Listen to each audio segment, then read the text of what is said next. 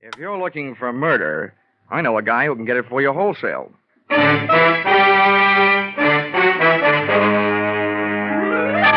This is another in the adventures of America's fabulous freelance insurance investigator, Johnny Dollar, starring Charles Russell. At insurance investigation, Johnny Dollar is only an expert. At making out his expense account, he's an absolute genius.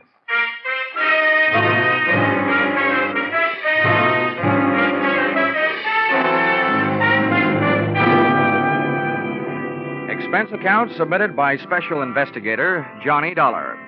To West Coast Underwriters, San Francisco Branch. Attention, Bradford L. Coates, General Manager.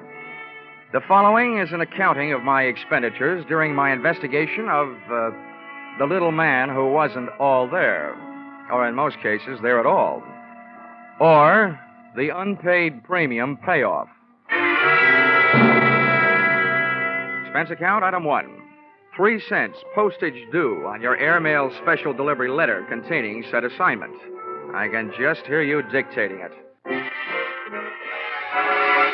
Take a letter. To Johnny Dollar, you'll find his address in the files. Dear Sir, better make that Dear Dollar. Enclosed find copies of letters received by us from one Mr. James Yarbo, period. This man's wife was insured with our company until recently. One day before her death, her period of grace on an unpaid premium ran out. We canceled her policy in the amount of $20,000. Her husband, Yarbo, first made every effort to collect, then threatened us. Since then, we've received the enclosed series of letters intimating, without confessing, that he's had a hand in the accidental death of at least 12 of our policyholders to date.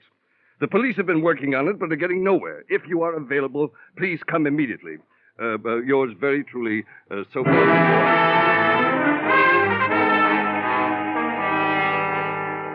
Expense account, item 2, $176.87. Airfare, Hartford to San Francisco. Item 3, $5.40. Cab fare, airport to your office. Dollar, glad you got here. You've no idea what a mess this whole thing... Okay, Mr. Coates, okay, don't get excited. We'll nail this guy before you run out of policyholders. Well, the dozen he's apparently done away with already have cost us darn near $250,000. You've got to move fast, Dollar. The man is a homicidal maniac. Yeah, but a smart one, though. He's put just enough in those letters he sent you to let you know that he's working out a grand-scale revenge against your company. But he leaves out just enough so the law can't lock him up. He's had perfect alibis in every case. Look, Mr. Coates, tell me, have all these deaths been local, right around here? No, they've been all over California. Mm-hmm. Well, one other thing, the method. From this list you gave me, Mr. Yarbo seems to have a preference for killing people through the noisy and gory method of fake automobile accidents. Yes, very true. But what about this last one? Airplane crash. That was a $30,000 loss to us. Just think. Our poor innocent policyholder flying around and then his engine quit. Thanks to a man he's never even seen. Tell me, Mr. Coates, just how difficult would it be to get a list of your California policyholders?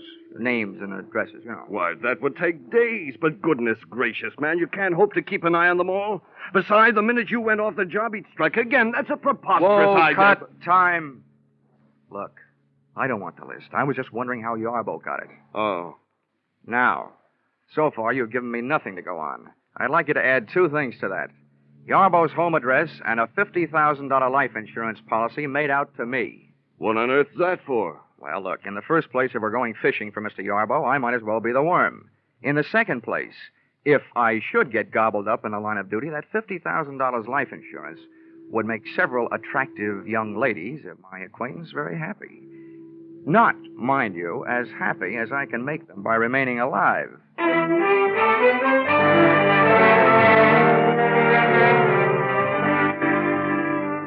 Expense account, item 4, $30. Rental of limousine, complete with chauffeur. I figured if I was riding the trouble, I was riding in style. So I started on a house-to-house survey. You might say, knocking at death's door.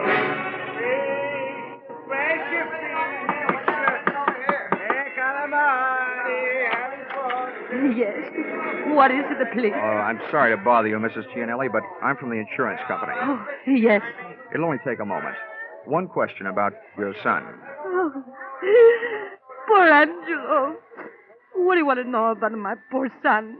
He drive away in his automobile, that's all. I'll never see him alive again. Yes, I know. Tell me, Mrs. Gianelli, did you ever hear your son mention a man named Yarbo? Yarbo? Yeah. Yarbo. I don't know about no such Yarbo. Now, please. Please leave me. There was so much sadness in my house.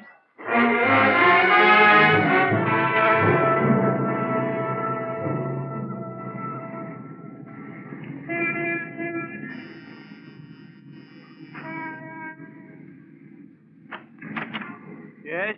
Mr. Dykes? Yes. I'm sorry to bother you, but I'm from the insurance company. About your son's plane crash. Oh. Thought all those details had been taken care of. But just one thing, Mr. Dykes. Did your son ever mention a man named Yarbo? Yarbo? Yeah. That's an unusual name. I'm sure if he had, I would have remembered. Okay, sir. I'm sorry to have bothered you. And thanks.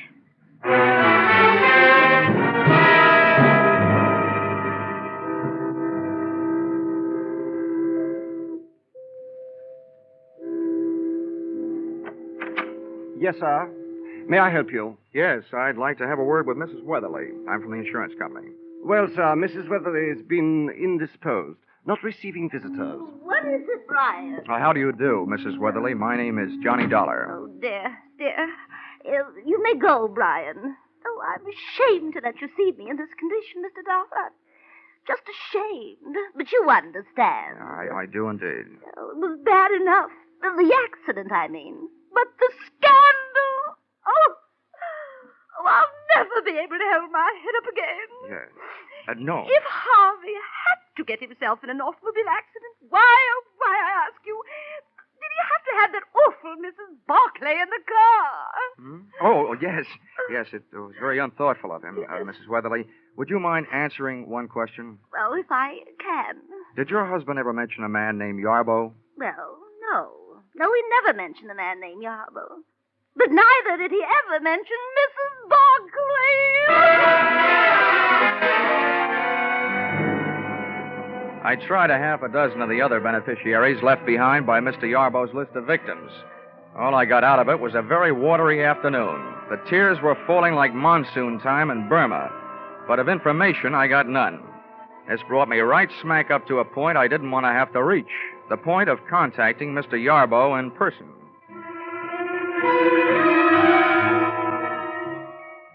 At 8:30 that night, I took a plant on Yarbo's house on Lombard Street. At 11:30, I saw the lights go out, as did Yarbo. He was a little guy, stooped over like he was looking for cigarette butts on the sidewalk, needing a haircut, and, true to type, wearing a long black overcoat. But worst of all was the little satchel he was carrying. Items like this always set off a chain reaction in my imagination, and I could just see him on his way to atomizing the Oakland Bay Bridge, thus causing the biggest automobile accident in history. I very cleverly forced my way into the house by breaking a first-floor window, reaching in and opening same. The cyclops eye of my flashlight started picking up information on the subject of Mr. Yarbo immediately.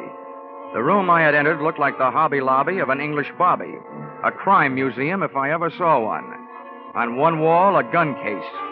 On another, a crime library. And scattered around the room, a grisly collection, ranging from blood-stained hatchets to shrunken heads. But the most surprising criminal curio of all stood right behind me. Mr. Yarbo, complete with little black bag. Well, I must say the current second-story man dresses well, but I must also say you, my man, must have the old masters of the art turning in their graves. For you, young man, are a heavy-fingered bungler.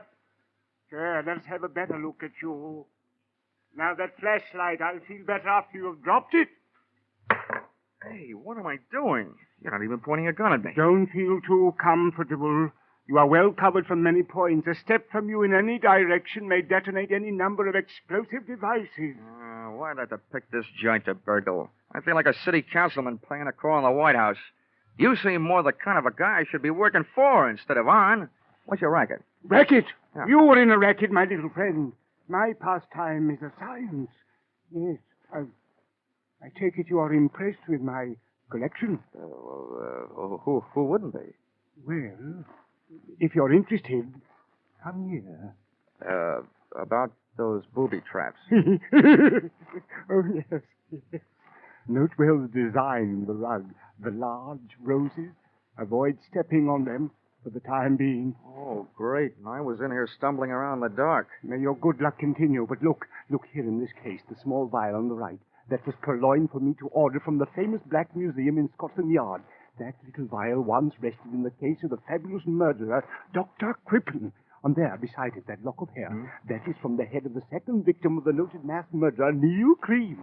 And up there, look up there, the hangman's noose over the mantel. From that one swung the body of the notorious Western bagwoman, Fanny Turner. Oh, how's chances for running this place for Halloween? Well, all right then, since you no longer seem interested in playing the part of a bungling burglar, then I assume that I am also free to discontinue my pose as a victim of your disguise, Mr. Johnny Dollar. Oh? Looks like the chips are down and I'm the fish. Yes, and there are a lot of other fish in your sea, Mr. Dollar. Poison eels, that's what you are, the lot of you. Parasites, gambling on death, and then not paying when you lose. Listen, Mr. Yarbo, you're placing a big hunk of blame where it doesn't belong. You're confused about things. Confused? Yes. When your wife's insurance premium was overdue, you were allowed a 30-day period of grace. And when that went by, the policy was canceled. Now, that's not the insurance company's fault. It was your fault. But it wasn't. I gave her the money. She spent it on herself. I didn't make it up. I told them so after she died. I told them, but they wouldn't listen. I'll show you. I'll show you. Yarbo looked like he was headed to show me the chopping end of an axe laying on top of a small table. I hit him just as he hit the table. As he hit the floor, I noticed what I was standing on. One of those big red roses in the carpet. It hadn't exploded yet, but that was one flower I wasn't standing around waiting to see bloom.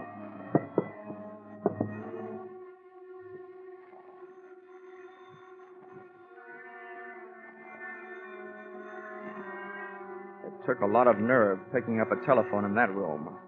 But I finally got a good hold on my nerves and a fair hold on an imitation of Yarbo's voice. Took one deep breath and picked up the phone. Yes? Hello, James. This is Martha. I'm at the office. I have good news. 2 more. Mr. and Mrs. Granville Morse, killed tonight on the Great Highway, 2 miles south of Seal Rock. 8:45 tonight. Ran into a post, both killed. Insured for a total of $80,000. I gotta go now. Goodbye, James. Well, congratulations, Brother Yarbo. 2 more at 8:45 tonight. And who's your new alibi? Me.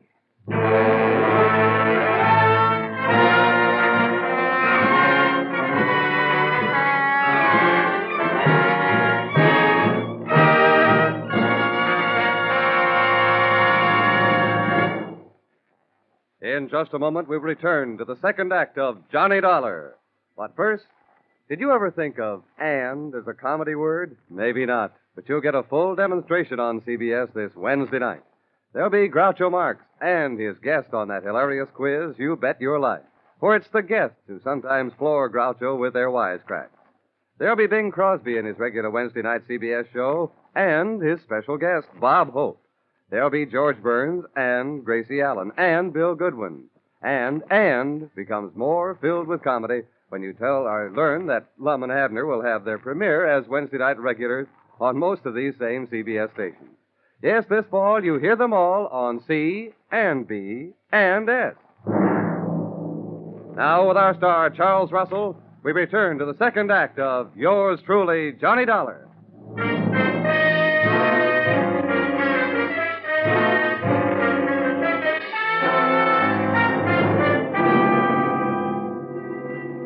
Yarbo might have been lying unconscious on the floor, but in that setting, I was still afraid of him. I'd have looked the place over with a fine tooth comb. Only having none, I used my hands. I put the pat test to Yarbo's pockets for a gun. He was unloaded. Then turned my attention to the little black bag he'd been carrying when I saw him leave the house, and which he still had with him when he returned. I hoped it wasn't booby-trapped. Opened it and discovered that it was a trap, the type my kind of booby stepped into. Inside the bag was a small radio receiver tuned to something I looked for and found in the room. A small radio transmitter of the type formerly used in army tanks. Through this, Yarbo had heard me enter his little museum of murder and had returned to catch me in the act of prowling the premises. About then, I caught him in the act of coming to. Well, welcome home, Yarbo. Time to get up. I just had a long chat on the phone with Martha. She thought I was you. You think you're very clever, don't you? Martha knows my voice. If she talked to you at all, she didn't tell you anything. Of that I am sure, so save your breath. There is no use your telling me she gave you any information. Oh, no, you got me wrong, pal. I only told you Martha called to let you know I know there is a Martha. I figured it might make you nervous, and nervous men are easy to beat. Other nervous men may be easy to beat, Dollar, but not James Yarbo. The police have tried, and they couldn't prove a thing against me. Now, may I have your permission to get up? Yeah. Maybe the police haven't been able to get anything on you, but I have something. Attempted murder. The hatchet you went for. The pitiful mistake of a pitifully suspicious mind, Dollar. I wasn't reaching for that hatchet on the table. I was trying to show you something in the table drawer. There it is, spilled out on the floor. My wife's insurance policy. The one your unscrupulous thieving superiors refused to pay. The vampires. Here, look at it. All in order. Much of it in fine print. Fine. Just fine. Okay, Yarbo, that did it. Come on, ahead of me. Where are we going? To find some place to lock you up. I was hired to stop you, and until I do, I'm at least going to try and slow you down. Now move. Linen closet. No room here. Come on.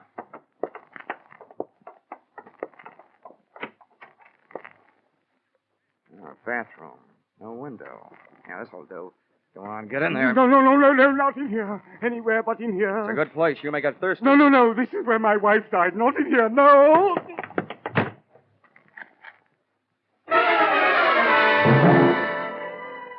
Which, on the surface, may seem to have been a move on the cruel side. But Yarbo was a man obviously off his rocker, and I needed him more nervous than I already had him. Too nervous to attempt killing any more people. Expense account item 5, a nickel. Phone call, downtown office, state police. Mr. and Mrs. Granville Morse had indeed crashed to their death on the great highway south of Seal Rock at 8:45, which made the lady with the early telephone news flash Martha, a gal with whom I wanted an early date.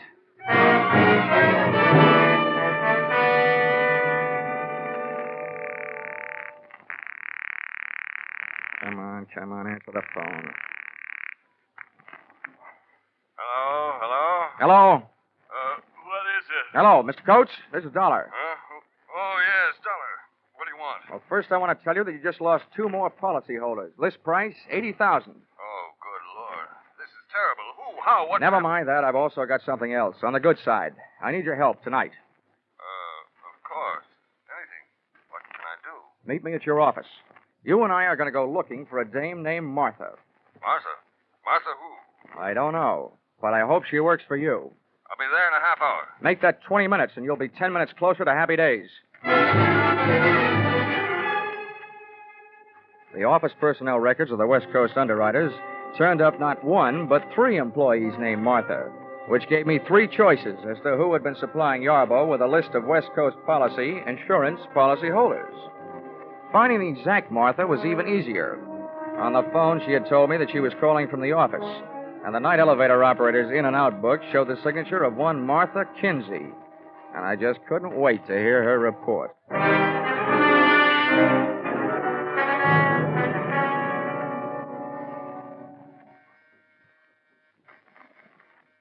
is it?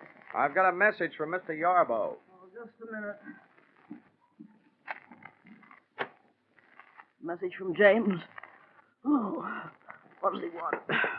Well, what he really wants is to get out of the bathroom. That's where I've got him locked up. Who are you? You ought to know who I am. I assume you're the one that told Yarbo he could be expecting a call from an insurance investigator named Dollar. Well, that's me.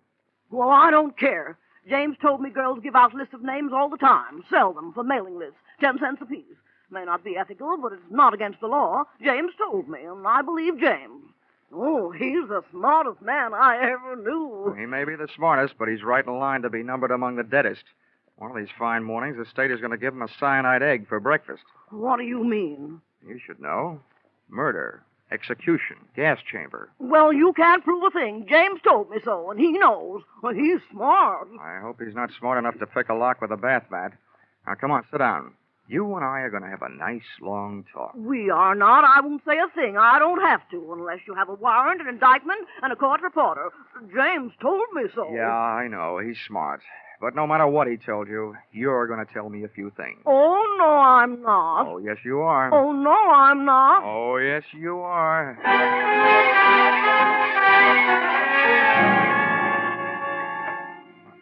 So, I was wrong. Martha didn't tell me anything. But her stubborn attitude did. She was in love with Mr. Yarbo, a stupid, middle-aged woman having her last fling at romance, doing her best to keep her last chance alive in the person of the man who had made her his partner in crime.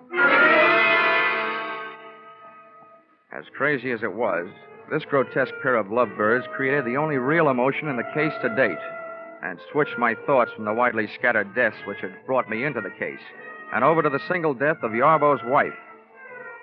Enclosed, find a transcript of statement made to me at 2 o'clock in the morning by the doctor who signed Mrs. Yarbo's death certificate. Cause of death, cerebral hemorrhage. Result of severe fracture of skull. Region, medulla oblongata. Contributing factors, woman bathing in bathtub at home. Slipped and fell, striking head on shower spigot. Coroner's finding death due to misadventure. Accidental. It took the doctor 2 minutes to get around to making that statement. I figured it would take Martha at least 30 minutes to get her hair out of her curlers and make herself presentable enough to risk being seen on the street.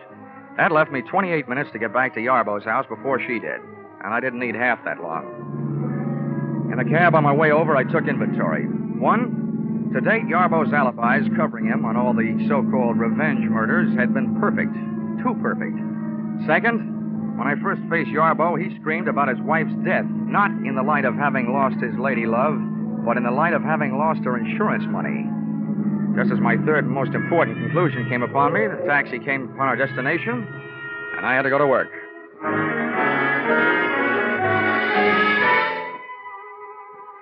Once inside the little horror house on Lombard Street, I got set for a long search.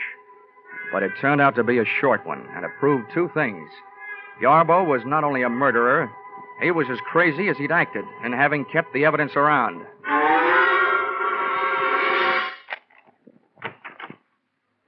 Okay, Yarbo.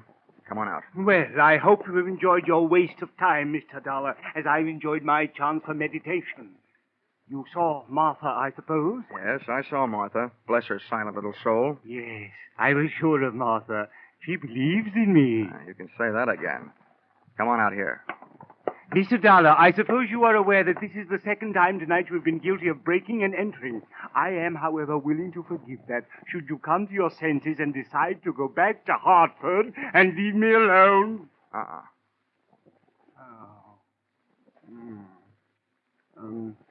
Mind treading on the roses in the rug, Mr. Dollar?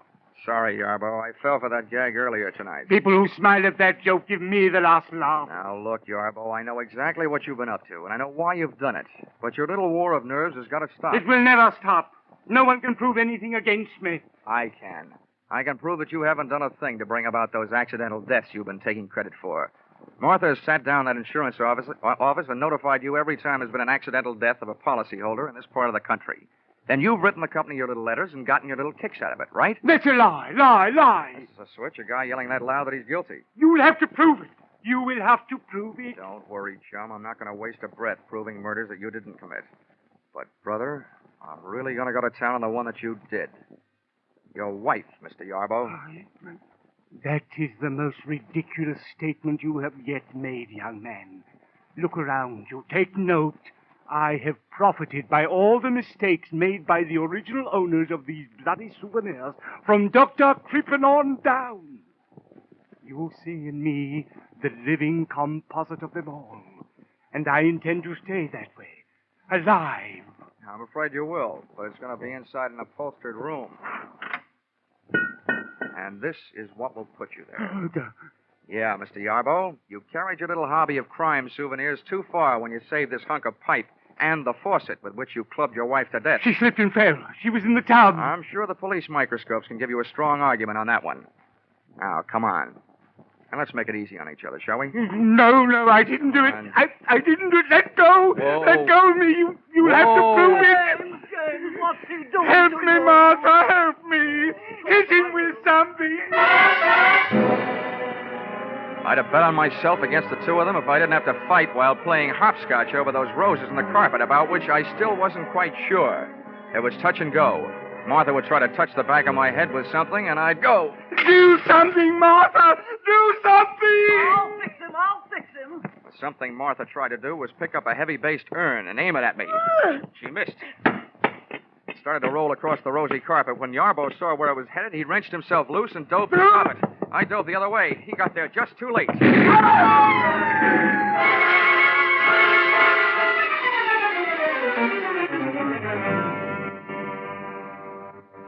I didn't have to look twice to know he was dead. Fate had called James Yarbo up on his own carpet. When Martha threw that urn at me, it had rolled straight for the only rose in the rug that had been booby-trapped. Which only goes to prove that sometimes a rose by any other name can be anything but sweet.